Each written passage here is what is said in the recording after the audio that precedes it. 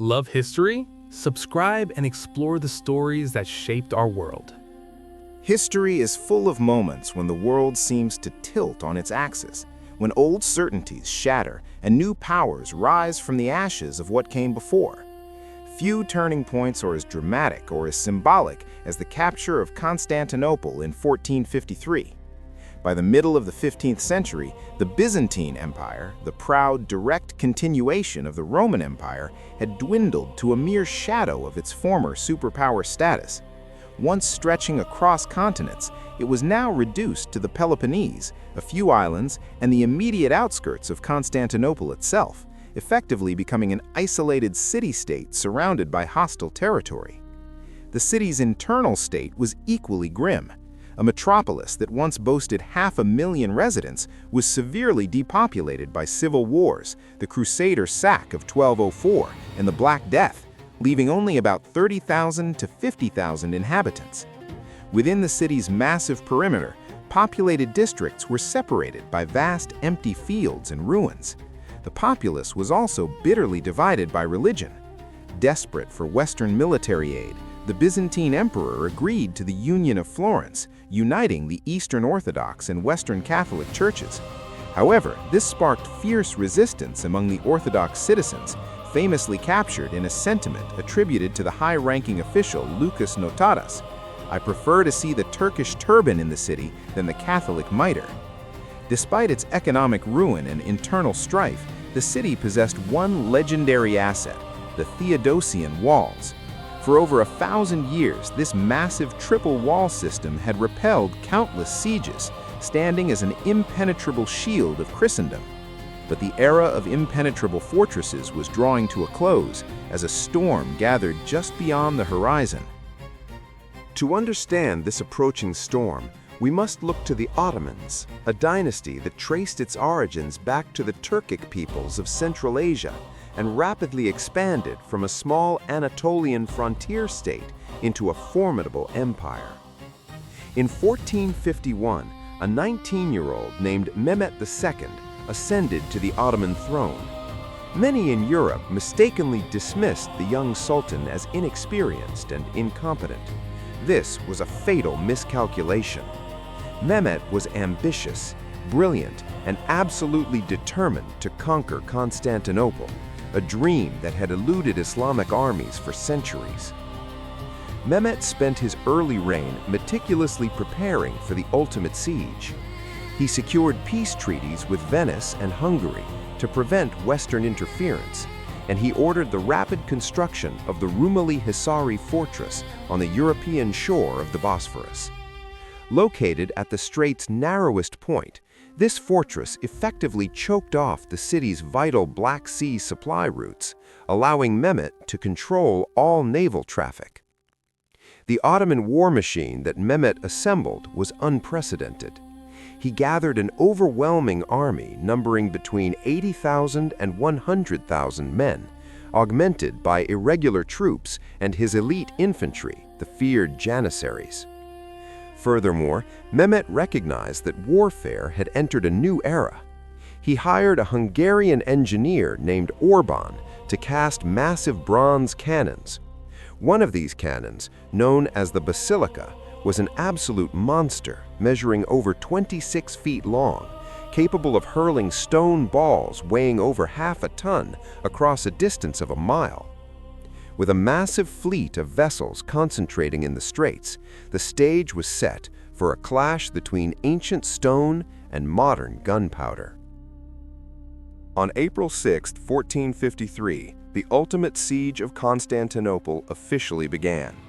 Inside the city, Emperor Constantine XI Palaiologos prepared for the end with a painfully small force. He commanded only about 7,000 defenders, including around 2,000 foreign volunteers, chief among them the brilliant Genoese commander Giovanni Giustiniani Longo. The bombardment commenced, and the deafening roar of Mehmed's supercannons sent shockwaves through the city.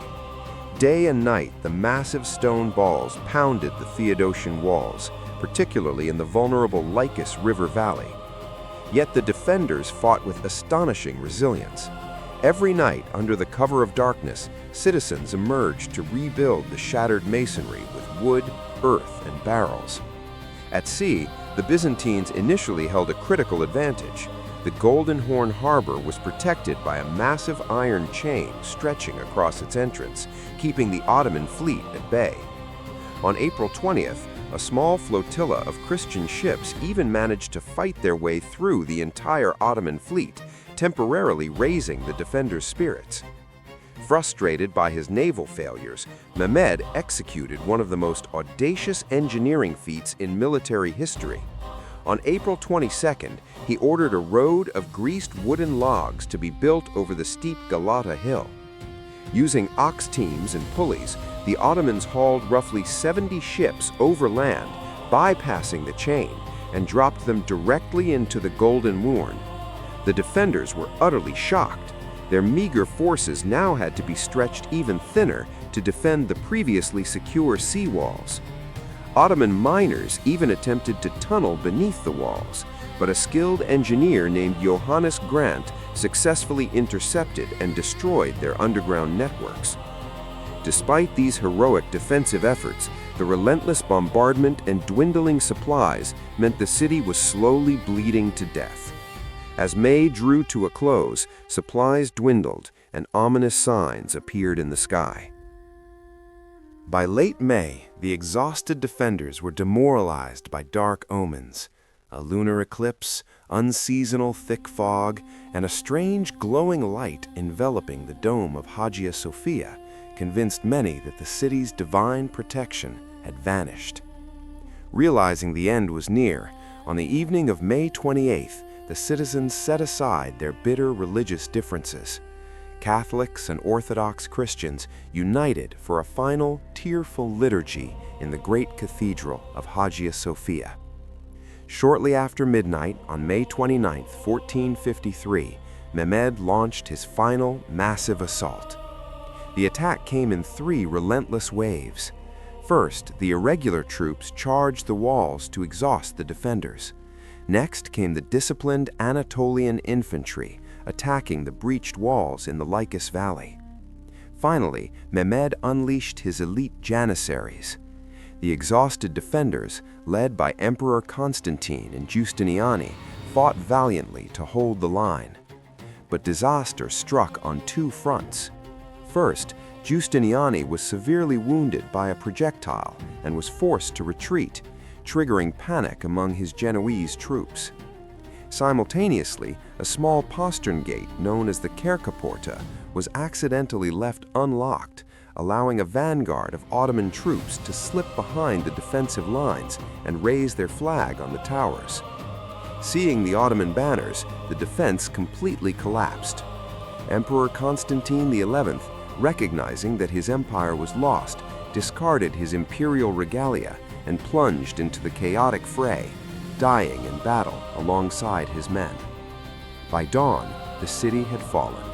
Mehmed rode directly to the Hagia Sophia and ordered it to be converted into a mosque. The sun rose on a changed world. The 1,000-year-old Byzantine Empire was no more. The fall of Constantinople was a geopolitical earthquake that sent shockwaves across the globe. Mehmed II, forever remembered as the Conqueror, established the city as the new capital of the Ottoman Empire, which would dominate southeastern Europe, Western Asia, and Northern Africa for centuries. For Christian Europe, the destruction of this ancient bulwark was a profound tragedy, but it also acted as a powerful catalyst. Historians mark 1453 as the symbolic end of the Middle Ages, as it represented the collapse of the medieval world order and the final death of the Roman Empire. The Ottomans' successful use of gunpowder artillery proved that the age of castles and walled cities had come to a definitive end.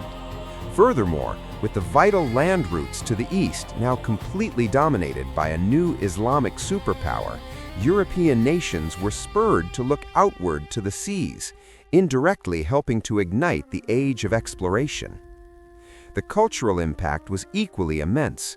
Greek scholars fleeing the fallen city brought ancient manuscripts and classical knowledge to Italy, adding crucial intellectual fuel to the Renaissance.